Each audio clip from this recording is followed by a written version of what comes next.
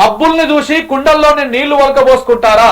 అవును, కేంద్రంలోని మోడీ ప్రభుత్వము అదే చేస్తున్నది. ఆంధ్రప్రదేశ్లోని కృష్ణా పెన్నా బేసిన్ లో గోదావరి జలాలను పారించి తద్వారా తన ప్రయోజనాలను కూడా నెరవేర్చుకునేందుకు తెలంగాణకు హక్కుముక్తంగా దక్కిన కుండలోని నీళ్లను ఒలకబోసేందుకు సిద్ధమవుతున్నది. తమిళనాడు ఎట్లా ఒలకబోస్తున్నది? మేడిగడ్డను కూలగొట్టేందుకు సిద్ధమవుతున్నది. దాంతో పాటు ఈ కింద ఉన్నటువంటి తుపాకుల గూడాన్ని కూలగొట్టేందుకు సిద్ధమవుతున్నది. ఇది మోడీ చంద్రబాబు నాయుడు చేస్తున్నటువంటి కుట్ర. వారం రోజులకెళ్ళి ఇదే మొత్తుకుంటున్నాను నేనైతే. చాలా మంది చెప్తా ఉన్నారు ఇది కుట్ర జరుగుతుంది, రేవంత్ రెడ్డికి తెలియక కాదు, తెలిసే సైలెంట్గా ఉంటున్నాడు. ఎందుకంటే ఆయన కేసులు ఉన్నాయి కాబట్టి ఆయన మాట్లాడొద్దు.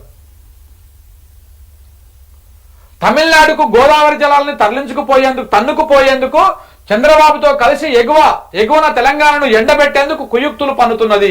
చివరకు అంతర్జాతీయ జల ప్రమాణాలకు సైతం పాత్ర వేయడంతో పాటు దేశ సాగునీటి చరిత్రలో ఎన్నడూ లేని రీతిలో కొత్త జలనాటకానికి తెరలేపుతున్నది.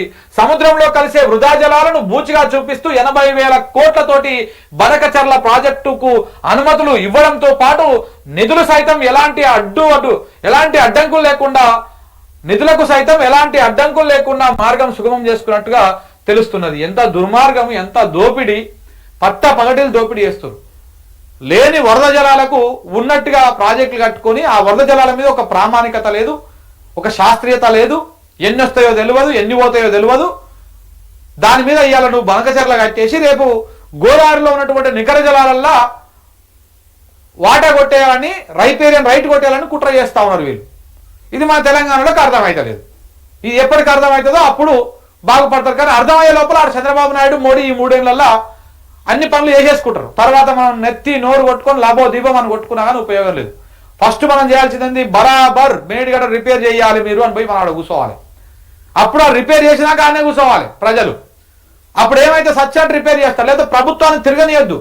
ఆ బెల్టులో, గోదావరి బెల్టులో ఎవరైతే ఎమ్మెల్యేలు ఉన్నారో, కాంగ్రెస్ ఎమ్మెల్యేలే మెజారిటీగా ఉన్నారు ఆ కోల్ బెల్టులో, గోదావరి బెల్టులో. జర వాళ్ళకి సురుకు చూపిరి ఏమైందిరా మేడిగడ్డ ఎటువైంది, ఇన్ని రోజులు ఎందుకు ఇంకా రిపేర్ చేస్తలేరని. అప్పుడు జరం తిరగబడితే సురుకు అంటుంది. వాళ్ళు పోయి మంత్రులు పోయి ముఖ్యమంత్రికి చెప్తే, అయ్యా మాకు ఊళ్ళో తిరిగే పరిస్థితి లేదు, గోసుడవి కొడుతుర్రు, ఇబ్బంది అవుతుంది ప్రజలు అని చెప్పేసి జర వాళ్ళకి సురుకు పడాలి. నీ ఎమ్మెల్యే దగ్గర ఉంది సినిమా అంతా. నీ ఎమ్మెల్యేని మీరు గల్లబట్టినది ఇర్రి, ఆయన మంత్రి కాడుకోతాడు, ముఖ్యమంత్రి కాడుకోతాడు, ముఖ్యమంత్రి ఈ పని చేపిస్తాడు. లేకపోతే వదిలేస్తారు ఇట్లనే. ఊర్లలో కాంగ్రెస్ కండువాలు కనపడుతూ కాంగ్రెస్ ఎమ్మెల్యేలు వస్తే నీళ్ళు ఎక్కడ పోయినాయి, ఎటు పోయినాయి? కేసీఆర్ ఉన్నప్పుడు వచ్చినటువంటి ఈ పొలానికి నీళ్లు ఇప్పుడు ఎందుకు వస్తలేవు అడగండి.